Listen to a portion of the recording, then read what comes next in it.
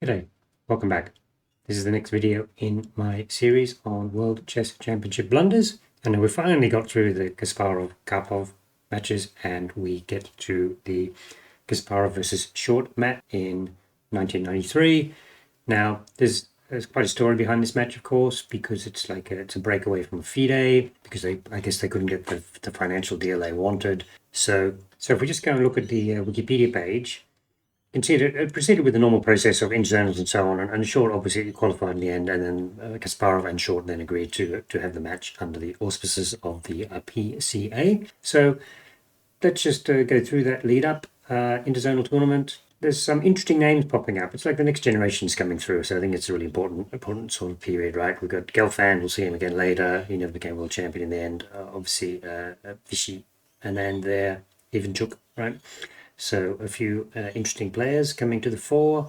So you had the interzonal, and then that went into the playoff style candidates they had at that stage. And you can see that Vichy got knocked out by Karpov, but Short won the end. He actually went through Timon, and he also defeated Karpov on the way to qualifying, so definitely deserved to be there. And then you had the match itself, which was very one-sided. The scoreline is, in fact, Short only won one game at the end. Towards the end, game 16. Now, what I will point out though, I've been reading, I've got a book to go with this one. That's the book by Daniel King, and obviously Power Play Chess Channel, and Donald Trelford, don't know him. So I've been rereading this book, and actually I've got a much better respect for this match than I did at the time, because it was very one-sided. But actually, if you look at the early games, only about halfway through the book at the moment, a lot of very interesting games, interesting attacking positions, great sort of openings, the anti-marshals and the knight-offs and all that sort of stuff. So very interesting games. It's just that Short actually missed a couple of very important opportunities in these early games. I'm not saying he was up to the standard of Kasparov, but actually the match itself, a lot more interesting than the scoreline itself would suggest. Okay, so let me just close that down.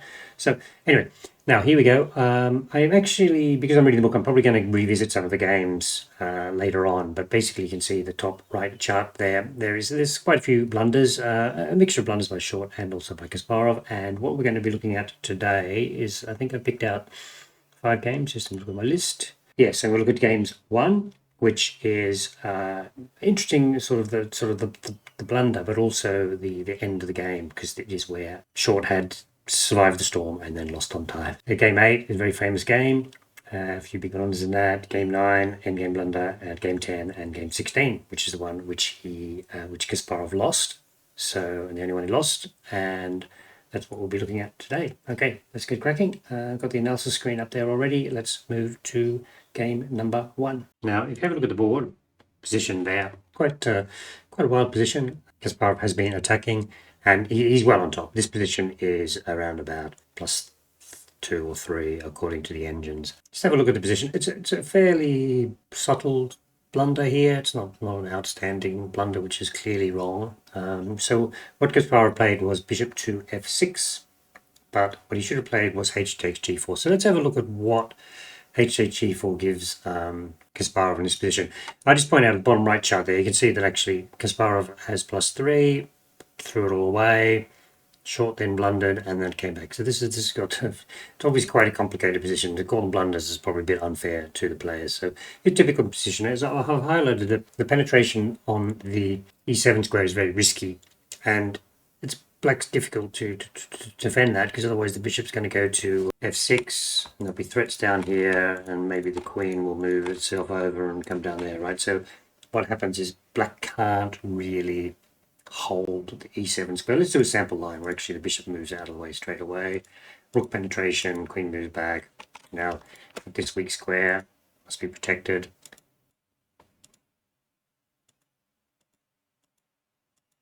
Eventually that bishop will get exchanged, and there's a lot of lines here where basically white ends up 2 or 3 pawns to the good with a dominating position. So that's kind of what we could have expected. Go back to the position here. Kasparov actually played bishop f6, and then Short played the right move at this stage, and then now obviously Gary's idea is to penetrate with the rook and the queen. Same idea mentioned before. It's quite a big threat, and of course, what's the defense to that? Rook a8, basically should have been a losing move by short, but what he should have played is bishop b7. And you can see, actually, I think there's one interesting line here. You say, okay, what about that? I haven't coded it up, I think. Let's get this variation. And then what goes on is you actually, black ends up with a fortress in this position. So that's the maybe the drawing resource which short missed. And otherwise, the game might continue. Queen g5 gets exchanged off. And this is very even in this case. Because black's managed to get counterplay, not sort of hunkered back on his back row. But anyway, so that was the way to play. Bishop g7. See, as I say, it's quite tricky. When should you get rid of the bishop on f6 and when you shouldn't? So rook a8 was kind of a nothing move and it would be losing. So Kasparov picking up the h3 pawn, that makes sense. Bishop g7. So now, in this position, Kasparov makes the final blunder, which should have meant the game was a draw, because in this position you should play rook a7. The simple line might be, let's exchange queens, swap off, get rid of everything, and we're going to pick up the d pawn for sure. Might even pick up the a pawn, and you can see that won't have too many pass pawns on the queen side, and that's because we're at +4. Just give an idea of what in this position should have done rook to e7, but in fact what Gary did was bishop takes g7, and now the position's back to a draw. Now these are in desperate time trouble, which we're going to get to the final blunder in inverted commas of the game. Bishop takes g7, king takes g7, rook h4. In fact, this is the only drawing move, penetrating and threatening perpetual check down on the h file. Rook to g8. This is a really good move. Let's go. So we can just read what Daniel King says. Rook h4. This looks decisive, but with just seconds left on his clock, short finds the only defense. Rook g8. Obviously, if you think of it, the king's escaping through the f8 square. This allows king to slip safely to the queen side. It was quite clear from Kasparov's pained expression that he had overlooked this defense. He shook his head, then glanced at the clock, saw that he was down to his final minute, and bashed out his next move. Rook h7 check. Makes sense. And as he did so, offered a draw. Short hesitated for a moment before playing. Short's in terrible time trouble. He should have just accepted the draw. He probably thought, having weathered the storm, that now he could sort of turn the tables. King f8, queen g4, nothing move, a pass move, as Daniel King says, and king e8. He played the move, but as he pressed the button on top of the clock, his flag fell, as the old analog style ones. Nigel Short lost on time. He should have obviously accepted the draw. And we just go back to this position here. It's kind of fascinating. Obviously, the weak dark squares around the black king. Some lines are winning and other lines are drawing. It's quite complex. So anyway, the first game, we got to show the first game because of the not accepting the draw blunder. If no other blunders were evident. Okay, so that's game one. Let me just load up game number 8. Okay, we've got this position. It's amazing. This is probably the best game of the match. Fischer Sozen played by Short. White's just castle queenside, and he is going for hammer and tom. Now, this is not a reflection of Daniel King, because this is kind of on the pre-computer analysis. He actually gives Kasparov's next move queen e7 exclamation mark, but it actually, this is his first bump up here. There was a mistake, and the correct line was just to grab the bishop. So let's do the grab the bishop line first. The choices, grab the bishop, and then what happens is that e6 caves in. You can satisfy yourself that if you take back with the pawn, there's a few lines we don't see. Take back with the pawn, and there's a check here, and then the rook moves up here. The knight has to move somewhere, and then the queen drops, and then black's exposed and just totally loses, right? So you can't do that. And then what actually happens is that move the queen to e7 now, take that, check. This is dynamically balanced, let us say. Black's got to do a lot with defending, but fairly even, right? Now, what happens with queen e7 is, let's go to the next few moves. I mean, Short's really got it down pat here. He plays knight c6, just an amazing move. Dives in there, check, take, knight to e4, and take the pawn there, threatening some horrible checks on the dark squares. e7, and now we've got a double exclam move, which is indeed the best and probably the only winning line according to Stockfish. Well, rook h1 is also okay. Wow, look at that. So, I mean, I'm sorry about analysing the game a little bit here, but I'm just moving along to the next, we'll get there very shortly, the blunder by Short, which gives away his advantage. That rook d6 double exclam was not that move. obviously got to be taken. Knight comes with a check. That's nasty. King f8. Rook f1. So now f7's probably going to cave in. Pawn back. It means it can't be taken. It's such a complicated position, isn't it? We did queen d5. The game continuation, rook takes f7 check, unbelievably is the wrong move. And the winning line, it's not even in Daniel King's book, just shows you, how far computer analysis has gone. So if we look at what he played, rook takes f7 check, we'll now skip forwards, but the winning line was queen f6, and you can see what a nasty move that is. It's obviously threatening the rook. The rook's got to move somewhere. I give rook h7, rook h5. Let's go rook h7, because that looks like it's sensible, guarding the pawn. So what happens here? What was missed? Rook f5. The knight's pinned. Maybe black can grab the g2 pawn, pick up the piece, and get a few checks. I think the main thing is that the checks end. They're end now. No more checks. Black is in a lot of trouble. So let's say black defends a little bit. Well, then we can just take here, by the way, because let's checkmate, and the queen's dropping. So that's the mistake back at this position. Rook takes f7 check is pretty drawish, and queen to f6 just tips black over the edge. And the key thing there is there's no perpetual check for black. Now I'm going to jump way forward. You can see the errors around move 37. Yeah, here we go. So the game's kind of petered out. This position is drawn. But black makes a mistake. Drawing line is just like king g8. Despite the threatening position of the knight and the bishop and the queen, black has sufficient defences and it sort of peters out to a perpetual check. However, what Kasparov did was queen takes g2. Presumably he was saying perpetual check if I don't get mated. And then now there is a winning move and another winning move. I mean, these are amazing technical positions. You should study them. So you can just look at them. So bishop e5 is a drawing and bishop to d4 is winning. So let's go through the game continuation first and why this is drawing. Basically just get the perpetual check and can't escape and the game's drawn. But let's have a look at it with bishop d4. Okay, so just a couple of things there. There's obviously a discovered check threatened, and that will be curtains. So why is this different? Because the king can hide, and then it will be curtains. Once again, it's like, as I was saying, these games are kind of they're very dramatic, attacking, unbalanced positions, and unfortunately Short wasn't able to take advantage of some of the better positions he had. He's a typical example. Probably could have won the game, could have won earlier, could have won later, and in the end it just petered out to a draw. Okay, so it's game 8, and let's move on to game number 9. Now this is an endgame one. Okay, so you can most certainly see what was going on here. Kasparov was winning easily, made a big blunder, and then Short didn't realize it, so Kasparov ended up winning anyway. But let's just have a look at the position on the board, and this one's actually covered by Daniel King. Right, so let's have a look.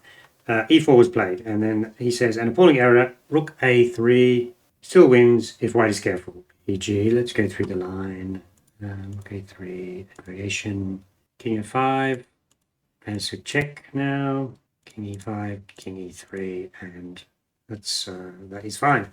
And you'll see why guarding the third rank like that is important, e4. But here, black blundered with king e6, and the storm was over. Right, so king 6, and then just advances wins. Now let's have a look. What is the key move here? It's actually rook c5, and it's a very basic tactic. It only works in this one particular position some ways. I do this as a sort of edge case because it's kind of weird. It's got to do with the pawns being on the same rank, so that they're susceptible. So either, I mean, there's a couple of lines here. Let's say we guard the third rank, which is the line I've got on the computer here. Rook c4, it's a double attack. You can't protect both pawns, and one pawn drops, it'll be some sort of Fibidor's drawing position, right? Another way is to push the pawn to a5 instead. Doesn't help. We check the king away, we grab the pawn, and then of course we have time to get back. So, pawn is pushing, and we can get in the way, right? So that's why it was very, very time critical. Just that one sort of minor opportunity that was there and was gone. Now let's move on to game number 10. Okay, here we are. You can see the profile on the we've seen something similar. Kasparov blundered around late move 20s, giving short winning position, and then late move 30s, maybe time trouble short blundered, handing the game back. So let's have a look at both those big blunders. So the positions on the board, and what happens here is that black should just give himself some luft. H6, what he did was being very greedy. Patzer sees a pawn, Patzer takes a pawn. Right, so what's the refutation here? It's what Nigel played, knight c6, and you'll notice that part of the problem here is that the black king doesn't have many escaping opportunities. Kasparov took the rook, all good. Rook e8 check, can't take it. Queen, so he moves the king up, whereas you can see that if he played h6, then the king would have been able to hide in the corner. Grab the other rook with the check. King moves further away, and then just gonna promote to the queen. So I have to take the pawn. Oh. Queen takes d7 is given his best, but then obviously that is a pretty good fork. So I think if we continue that line, which I don't have, just have a look out of curiosity, check, king f7, knight takes d7, take the bishop off first. Well, either way, it doesn't really matter. And then this is clearly winning. So queen h2, it's somehow similar. Check. Have to guard against mate on the back rank, which is what short has done. It's all fine. It's a little bit messy, but you know, obviously white is getting there. Okay, here's where the problem is. Knight e4 is the continuation. Black takes the knight, and they got a queen, and I guess it's apparent there's no perpetual check because the queen there can cover back a lot of squares. Okay, so, but what he played was rook to e7, which is a blunder. Several ways to draw. Queen d6 is a good one, right? That protects the rook and attacks the pawn. Now we're coming in threatening perpetual checks. And it's sort of the continuation. It was agreed to a draw there. So, because of what happened, he couldn't advance the pawn anymore. Okay, that was kind of sad for short again. And we'll just quickly go one last game. The game which short actually won, game 16. Okay, you can see the game score there, where it was fairly even, and then Kasparov sort of, over a period of time, gradually lost the plot. I just wanted to show this because it's quite funny what's going on. So a4 by white. h5, Kasparov is basically, I'm just going to attack you. I'm going to advance my pawn to attack you. I mean, how many times has he done that? g4, d5. Oh, that's that big blunder at the end. This is just typical Kasparov. He's like maybe he's thinking short would sort of fumble again because Kasparov is just throwing everything at white. But unfortunately, really work, and there's a funny tactic to win the game. Problem is that probably the most desirable move to play, and then there is a mate. I don't know if I would have been able to see it without the computer. King f8, king takes f6. Anyway, I didn't really want to sort of go too much detail, but I just thought this was an interesting little blunder because you just sort of, as I say, just look, Kasparov was saying, I'm going to attack and beat you on the kingside pawn storm, because this was, as always, go back to the start, this was another Fischer-Seusen. This was another Fischer-Seusen. It was an interesting opening, so it was good to see a lot of that in this match. Okay, so the match obviously ended all one-sided, 12.5 to, was it 7.5 after 20 games. And of course, now we sort of end up with the split between the PCA and FIDE, and I'm going to stick to the PCA ones for now, I guess. So it'll be Kasparov and Anand in the next World Chess Championship match. Okay, hope you enjoyed looking at those few blunders this time around. Thank you very much for watching.